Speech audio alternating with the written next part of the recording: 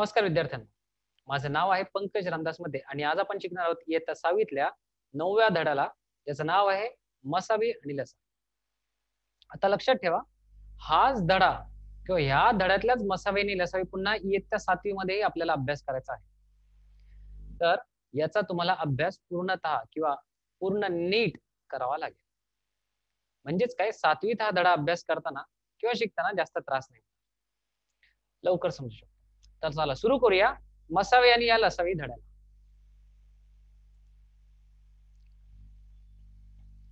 सुरू करण्याआधी आपल्याला दोन गोष्टी माहिती पाहिजे, म्हणजे विभाजक आणि विभाज्य. आता एक उदाहरण घेऊ. 36 ला 4 ने भागूया तर आपल्याला बाकी किती उरते, कारण 4 च्या पाड्यामध्ये 36 येतं, म्हणजेच काय बाकी उरणार नाही, बाकी 0 येईल. 36 ला जर 4 ने भागल्यावर बाकी 0 येते, म्हणजेच काय 4 हा 36 चा विभाजक आहे व 36 ही संख्या 4 ने विभाज्य आहे. विभाज्य म्हणजे पूर्ण भागाकार जाऊ शकतो, विभाजक म्हणजे त्याला भागू शकतो. लक्षात घ्या अर्थ. विभाजक म्हणजे काय, 36 ला भाग जाऊ शकतो. विभाज्य म्हणजे काय, जी पूर्णता विभाज्य आहे, म्हणजे त्याची बाकी नेहमी 0च येणार. आता 65 ला जर 9 ने भागले तर काय मिळेल, तर 9च्या पाड्यामध्ये 65 येत नाही, म्हणजेच बाकी काहीतरी उरणार. तर 9 ने जर 65 ला भागले तर आपल्याला बाकी 0 नाही आली, म्हणून येथे 9 हा 65 चा भाजक आहे. म्हणजेच भागाकार केला तर आपल्याला दशांशामध्ये उत्तर येऊ शकतं, दशांश अपूर्णांकात उत्तर येऊ शकतं, पूर्णांकात उत्तर नाही. परंतु विभाजक नाही, भाग जाऊ शकतो परंतु दशांशात किंवा दशांश अपूर्णांकात उत्तर येईल, म्हणून तो भाजक आहे. परंतु पूर्णांकात उत्तर नाही आले म्हणून तो विभाजक. तसेच 65 ही संख्या 9 ने विभाज्य नाही, कारण आपल्याला बाकी ही उरणार म्हणून विभाज्य. तर समजून जा, विभाजक म्हणजे काय, पूर्णतः भागाकार जाणार. विभाज्य म्हणजे काय, बाकी 0. जर ह्या दोन्ही गोष्टी जर ठरल्या तरच 36 हे 4 ला विभाजक आहे आणि 36 चा हा 4 विभाज्य आहे. आता पाहूया अजून एक उदाहरण. 36 आणि 48 आपण विभाजक काढू आणि त्यामध्ये पाहू त्याचे विभाजक किंवा त्यांचा सामायिक विभाजक कुठला. तर 36 हे विभाजक काढले तर 1 2 3 4 6 9 12 18 आणि 36 आणि 48 हे विभाजक म्हणजे त्याला कुठल्या कुठल्या संख्येने भाग जाऊ शकतो ते काढले. तर यातला हे आपल्याला भेटले सामायिक विभाजक, जे मी तुम्हाला एकदम ठळक दाखवले आहेत तेच आपण इथे खाली लिहिले. तर 36 आणि 28 चा सामायिक विभाजक भेटला 1 2 3 4 6 आणि 12. तर अशा प्रकारे आपण त्या संख्यांचा सामायिक विभाजक काढतो. आता विभाजक काढणे किंवा सामायिक विभाजक काढणे का महत्वाचे, कारण मसावी आणि लसावी शिकताना आपल्याला सामायिक विभाजकच महत्वाचा असतो. तर पाहूया मसावी मध्ये काय दिले आणि त्याच्यात सामायिक विभाजकाचा अर्थ किंवा उपयोग काय.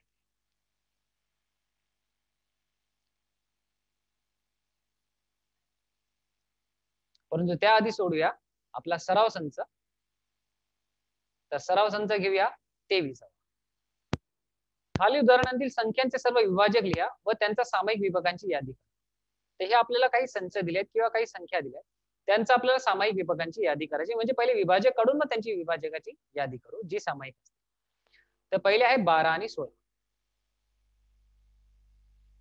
तर 12 आणि 16चे पाड्या, 12 आणि 16 कोणाकोणाच्या पाड्यात येतात, तर 1 2 3 4 6 आणि 12. तर हे 16 कोणाच्या पाड्यात येतात, 1 2 4 8 आणि 16. त्याचे सामायिक विभाजक आपण लिहिले 1 2 आणि 4, जे दोघांमध्ये सामायिक आहे. तसेच 21 आणि 24 कोणाच्या पाड्यात येतात, तर 1 3 7 आणि 21 हा 21च्या पाड्यात येतो आणि 24 कोणाच्या पाड्यात येतो, 1 2 3 4 6 8 12 आणि 24. त्यातले सामायिक विभाजक आहेत 1 आणि 3च फक्त, कारण बाकी कुठलाच विभाजक सामायिक नाही. पुढचे आहे 25 आणि 30. तर इथे लक्षात ठेवा, 5 आला म्हणजे 5 हा असणारच, 0 आला तर इथे 10 पण असणार. तर 1 5 आणि 25 आणि 30 चे विभाजक आहेत 1 2 3 5 6 10 15 आणि 30. परंतु यामध्ये फक्त 1 आणि 5च सामायिक विभाजक आहेत. पुढचे आहेत 24 आणि 25. तर 24 चे विभाजक आहेत, तर 24 चे विभाजक म्हणजे 24 कोणाकोणाच्या पाड्यात येतो ते आपण लिहिले आणि 25 कोणाच्या पाड्यात येते ते आपण लिहिले. परंतु यामध्ये पाहिले तर कुठलीही मोठी संख्या यात विभाजक नाही, फक्त एकच संख्या आहे ती म्हणजे 1. या दोघांमध्ये सामायिक आहे, तर यांचा दोघांची विभाजक झाला 1. खरं तर 25 आणि 24 ह्या समूळ संख्या आहेत. समूळ संख्या म्हणजे काय, यांच्या मूळ संख्यांची वजाबाकी केली तर उत्तर हे 1च, किंवा ह्या दोघांचा एकच म्हणजे एकच सामायिक विभाजक असू शकतो आणि तो झाला 1च. त्याच संख्यांना म्हणतात समूळ संख्या.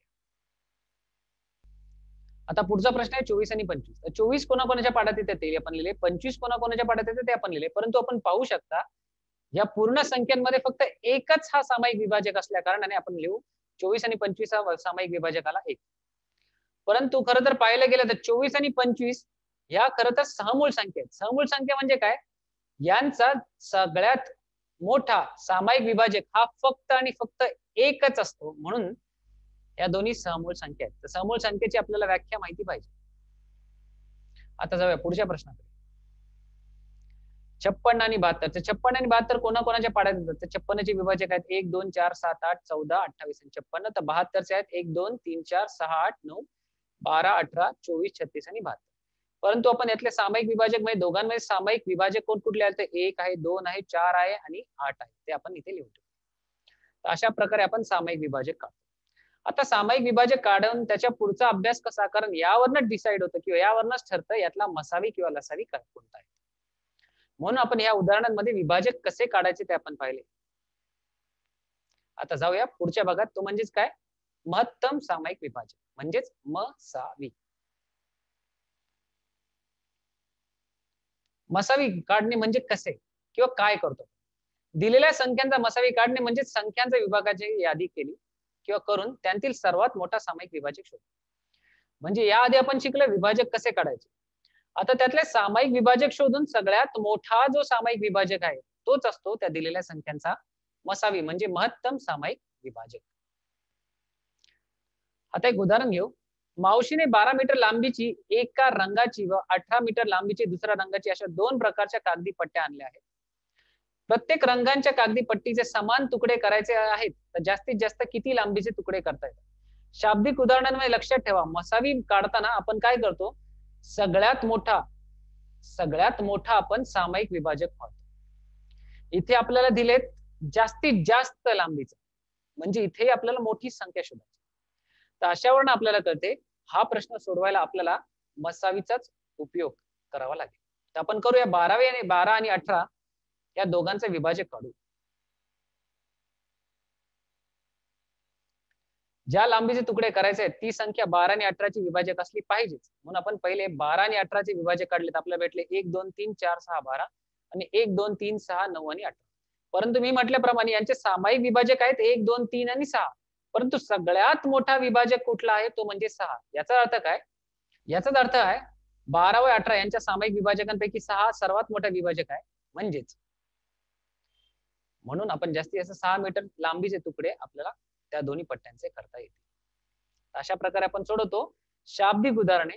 त्यामध्ये आपल्याला कळले पाहिजे जास्तीत जास्त म्हणजेच आपल्याला काय काढायचे? मसावी. दुसरा प्रश्न घेतला. एक उदाहरण आहे. दुकानात 20 किलोग्राम ज्वारी व 50 किलोग्राम गहू आहेत. सर्व धान्य पिशव्यांमध्ये भरायचे आहेत. प्रत्येक पिशवीत समान वजनाचे धान्य भरायचे आहे. म्हणजे आपल्याकडे 2 धान्य आहेत ज्वारी आणि गहू ज्याचे वजन आहे 20 किलोग्राम आणि 50 किलोग्राम. आता सगळ्यांना आपल्या दोन्ही धान्यांना एकेका पिशव्यामध्ये भरायचे आहेत परंतु त्यांचे वजन ठेवायचे समान. तर जास्तीत जास्त किती वजनाचे धान्य प्रत्येक पिशवीत भरता येईल? तर इथे पुन्हा शब्द आला जास्तीत जास्त. याचा अर्थ काय? 20 आणि 50 आपण काढूया मसाला. तर उत्तरामध्ये लिहिले पिशवीतील धान्यांचे किलोग्राम मधील वजन आहे 20 आणि 50 चे विभाजक असलेले पाहिजे. शिवाय पिशवीत जास्तीत जास्त संख्या जास्तीत जास्त वजनाचे धान्य भरले पाहिजे म्हणून आपण 20 आणि 50 चे संख्यांची मसावी आपण काढूया. तर 20 आणि 50 चे विभाजक जर काढले तर आपल्याला भेटले 1, 2, 4, 5, 10 आणि 20. म्हणजेच काय 20 कोणाकोणाच्या पाड्यात येतो तसेच 50 कोणाकोणाच्या पाड्यात येते 1, 2, 5, 10, 25 आणि 50. त्यांच्या सामायिक विभाजकामध्ये सगळ्यात मोठा विभाजक भेटला 10. तर म्हणून प्रत्येक पिशवीत जास्तीत जास्त 10 किलोग्राम धान्य आपल्याला भरता येईल. अशा प्रकारे आपण सोडवतो आपण सांख्यिक उदाहरण. तर आज आपण काय शिकलो? तर आज आपण शिकलो धड्याची सुरुवात आपण केली विभाजक आणि विभाज्य काय. विभाजक आणि विभाज्य. तर विभाजक म्हणजे काय? ज्याने भागाकार जातो. विभाज्य म्हणजे ज्याला बाकी शून्य येते भागाकार केला. त्यानंतर त्याच्यावरून आपण उदाहरणे सोडवली सरळसंच सोडवली ज्यामध्ये पाहिले आपण विभाजक कसे शोधतात. विभाजक शोधायचे कारण असे कारण त्यावरती आपला लसावी आणि मसावीचा भाग घ्यायचा आहे किंवा पुढचा भाग शिकायचा होता.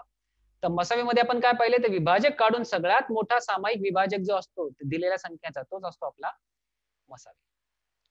तर चला या पुढच्या भागात बघूया मसावीवरचा सराव संच आणि त्यानंतरच्या व्हिडिओमध्ये पाहूया लसावी. तर आज आपण इथेच थांबूया. धन्यवाद.